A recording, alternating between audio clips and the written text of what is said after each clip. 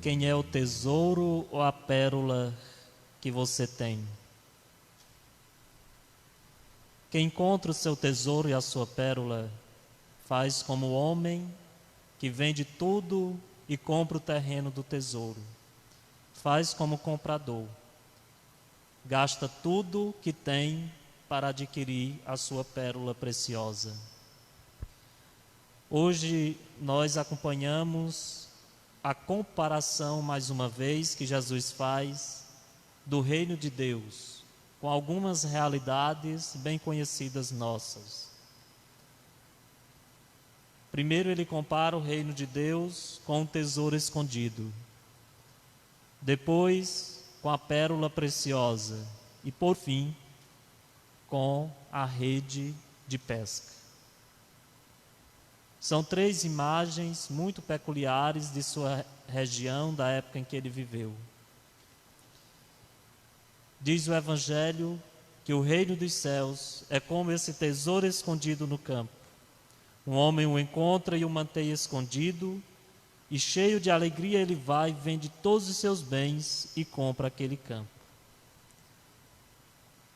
É uma imagem muito comum da época de Jesus, não mais hoje para nós, graças a Deus, porque diante de uma situação de guerra, de tribulação, quem tinha muitos bens enterravam em suas propriedades, a fim de que após a guerra ou a tribulação pudesse recuperar os seus bens sãos e salvos. Mas às vezes estes donos de bens que enterravam nas suas propriedades terminavam mortos devido às guerras e lutas e assassinatos que existiam devido às brigas, às guerras entre nações. E depois que esse proprietário morria, vinha alguém, tomava posse da terra, começava a cultivar a terra e encontrava o tesouro. Ou até mesmo um trabalhador de uma família que às vezes tinha esquecido o seu tesouro que estava ali, enterrado, e o trabalhador, o agricultor que vai trabalhar a terra, cavando, encontrava o tesouro. E era comum que quem encontrasse, guardasse para si e fizesse de tudo para adquirir aquele pedaço de terra, porque o tesouro se tornaria seu. E Jesus conta essa história porque eles vivenciavam esta realidade. Depois ele diz: o reino dos céus é como um comprador de pérolas preciosas. Quando encontra uma pérola de grande valor, vende todos os seus bens e compra aquela pérola. Imagem também muito comum de sua época, em que haviam comerciantes de pérolas preciosas. Compravam, vendiam e assim ganhavam a vida. Poderíamos nos perguntar o que tem em comum entre essas duas parábolas, esses dois exemplos que Jesus coloca para nós. O que tem em comum é o desprendimento.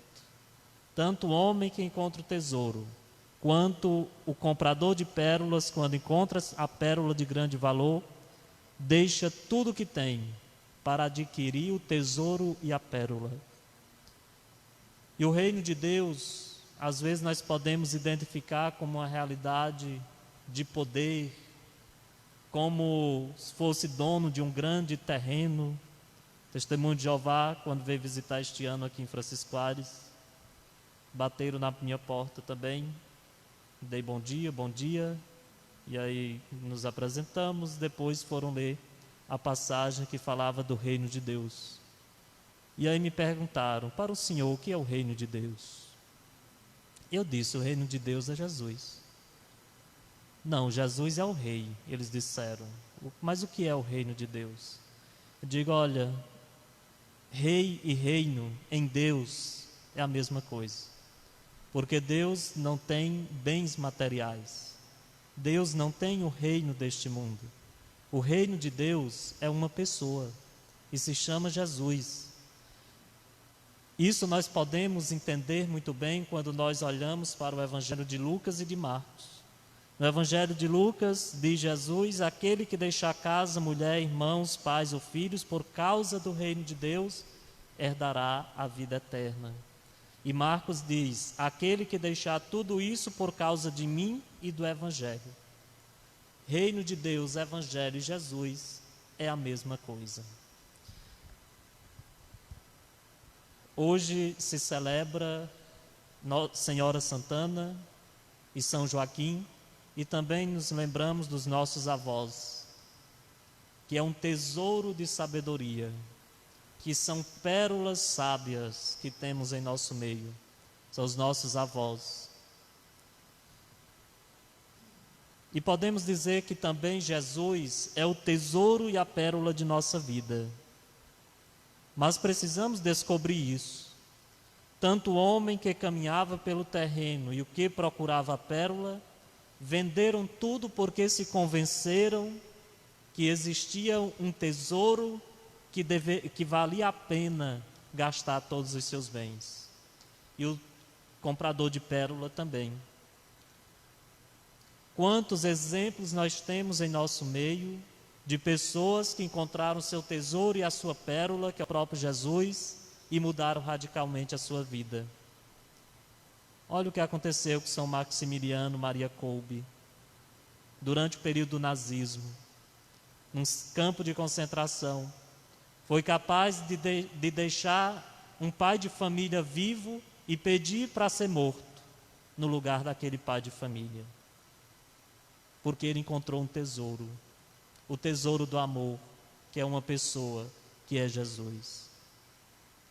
Conheço uma pessoa que ainda está viva entre nós, mora em Belo Horizonte, que também encontrou o tesouro de sua vida e exerce uma obra de caridade estupenda em todo o Brasil. O nome dele se chama Estevão, filho de ex-prefeito de Belo Horizonte, tive o prazer de conhecê-lo, grande empresário, mas abandonou tudo para ajudar quem mais precisava. E seu Estevão, que tinha uma mansão, a transformou num edifício com quartos para acolher padres, bispos e freiras, tantas pessoas que precisam de uma integração pessoal por meio de uma terapia lá em Belo Horizonte. Descobriu isso numa viagem para a Amazônia, quando ele viu aquela pobreza e disse: eu tenho tudo, mas não tenho nada. E aí decidiu fazer esta obra de caridade.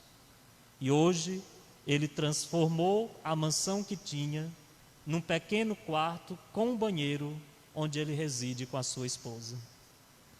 Quem se deixa atrair por Cristo é alegre, desce ao seu interior e traz para a superfície a riqueza e a beleza interior, como São Maximiliano Maria Kolbe, como também esse homem chamado Estevão. Não basta falar de pedra preciosa, é preciso escavar o nosso interior e descobrir o que trazemos de mais precioso em nós mesmos. Não se enganem, todos nós temos habilidades e temos qualidades. E por isso que nós precisamos cavar bem fundo e trazer este tesouro para colocar em prática diante dos nossos irmãos, na nossa família, para que possamos viver cada vez mais melhor. E podemos dizer que se Jesus é o nosso tesouro, então a Eucaristia é um tesouro. Por isso que este tesouro precisa ser respeitado, guardado com todo carinho e, além do mais, ser recebido com todo esmero e dedicação e com todo respeito. Estamos prestes a retomar a celebração com o povo. No próximo dia 1º de agosto faremos isso. Quantas pessoas que perceberam o verdadeiro tesouro da Eucaristia depois que passaram 4 meses sem recebê-la. Mas também quantas pessoas que ainda mais viram que o tesouro é o próprio Jesus nesses 4 meses de distanciamento social, sem vir à igreja, sem participar de uma santa missa. O que nós podemos dizer a partir desta leitura para concluir é que nunca deixemos de buscar o tesouro e a pérola de nossa vida, que não é coisa, mas é uma pessoa e se chama Jesus.